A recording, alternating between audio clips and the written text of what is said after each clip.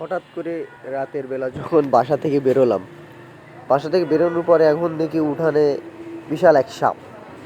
আর এই সাপটার পিছনে একটা বিড়াল ছিল, বিড়ালটা যে লাফালাফি করছিল তখন আর কি দেখলাম, দেখলাম বিশাল একটা দৌড়া সাপ।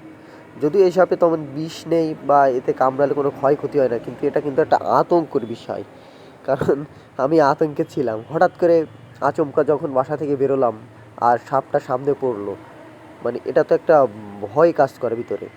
তারপরও ওই আমাদের ফার্মের দিকে যাচ্ছিল, ফার্মের দিকে যাওয়ার পথে আমি একটা লাঠি নিলাম, ভাবছি মারবো না, কি মারবো কি না মারবো না এরকম একটা প্ল্যান করছিলাম।